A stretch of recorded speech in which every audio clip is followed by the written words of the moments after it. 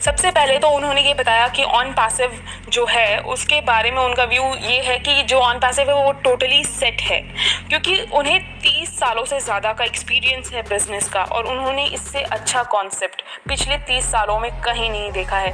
वो कई सालों से एक ऐसे ही बिज़नेस की तलाश में थे, क्योंकि ये जो बिज़नेस है ये लोगों के लिए है, लोगों से है और लोगों के द्वारा है। Means it is the business of the people, by the people and for the people. First time हमें बिज़नेस में डेमोक्रेसी मिलने वाली है। डेमोक्रेसी का मतलब होता है लोकतंत्र। ये एक तरह से एक रिवॉल्यूशनरी कंसेप्ट बनने वाला है, तो आप सभी इसके लिस्ट में ज़रूर शामिल हो जाएं।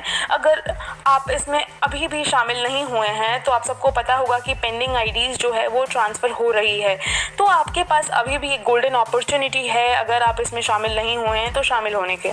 इसके बाद मैंने उनसे ऐश सर के बारे में कुछ स्पेशल बातें पूछी, तो उन्होंने बताया कि बाकी सारे CEO से हमारे जो CEO हैं वो डिफरेंट इसलिए हैं क्योंकि वो विजनरी थिंकिंग के साथ साथ एक ऐसे CEO हैं जो कि ह्यूमैनिटी के लिए वर्क कर रहे हैं। वो ये चाहते हैं कि एक ऐसा इम्पैक्ट पड़े वर्ल्ड पे ऑन पैसिव की वजह से जहाँ पे अमीर और गरीब के बीच का जो डिफरेंस है वो ख़त्म हो जाए। बस यही खासियत है हमारे CEO की जो उन्हें बाकी सारे कंपनीज़ के CEO से अलग करती है। और सबसे इम्पॉर्टेंट क्वेश्चन जो मुझे लगता है, मैंने उनसे पूछा था कि फाउंडर्स क्या एक्सपेक्ट कर सकते हैं इन फ्यूचर, यानी कि आगे आने वाले 2-3 सालों में फाउंडर्स क्या एक्सपेक्ट कर सकते हैं। तो उन्होंने बताया कि जैसे कि हम सभी देख रहे हैं कि पूरा विश्व जो है वो आर्थिक मंदी यानी कि रिसेशन से जूझ रहा है, बट हमारी जो ये कंपनी है ये एक ऐसी कंपनी बनेगी जो कि एक रिसेशन प्रूफ कंपनी होगी। यहाँ पर फाउंडर्स जो हैं वो आगे आने वाले टाइम में अपने साथ साथ दूसरों के लाइफ में भी पॉजिटिव चेंजेस लाने वाले हैं, यानी कि जो रिसेशन है उसका इम्पैक्ट इन फाउंडर्स पर नहीं पड़ेगा। इसके बाद उनसे क्वेश्चन पूछा गया था कि जैसे कि हम सभी देख रहे हैं बैक ऑफिस में बीटा टेस्टिंग के लिए हमारे सामने प्रोडक्ट अवेलेबल है, तो ये बीटा टेस्टिंग क्या होता है और बीटा टेस्टिंग के बाद का प्रोसेस क्या है। तो उन्होंने इसका आंसर दिया कि सॉफ्टवेयर डेवलपमेंट में 2 टाइप्स के टेस्ट होते हैं। First one is alpha test and second one is beta test. Alpha testing में इंजीनियर्स टेस्ट करते हैं कि सब कुछ ठीक है या नहीं है, प्रॉपर्ली वर्क हो रहा है या नहीं हो रहा। जैसे ही ये कंप्लीट हो जाती है तो उसे लोगों के सामने दिया जाता है यूज़ करने के लिए, टेस्ट करने के लिए, और इसे ही कहते हैं बीटा टेस्टिंग, जो कि अभी हमारे ऑन पैसिव में चल रही है। और फिर जैसे ही इसे ग्रीन लाइट मिल जाती है, यानी जैसे ही बीटा टेस्टिंग को वैसे हम यूज़र एक्सेप्टेड टेस्टिंग भी कह सकते हैं। तो जैसे ही बीटा टेस्टिंग को ग्रीन लाइट मिल जाती है कि हाँ सब कुछ ठीक है, अगर कोई चेंजेस की ज़रूरत थी और उस चेंजेस को मॉडिफाई कर दिया गया है, तो लोगों के सामने लाया जाता है सेल के लिए।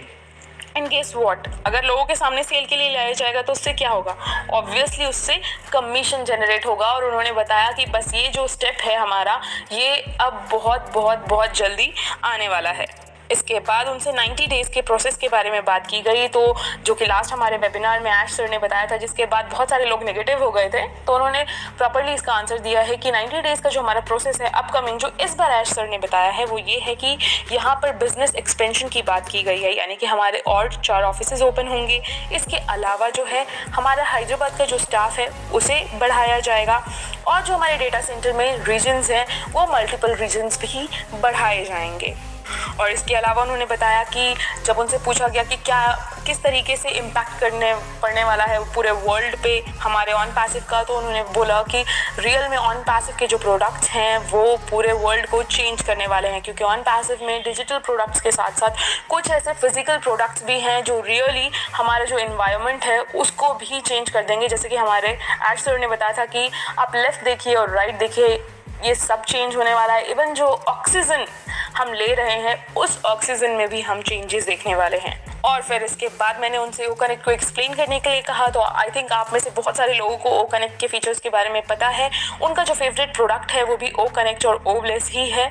उन्होंने ओ कनेक्ट के बारे में बताया कि यहाँ पर जो है CC का जो ऑप्शन होता है वो हमें मिलने वाला है।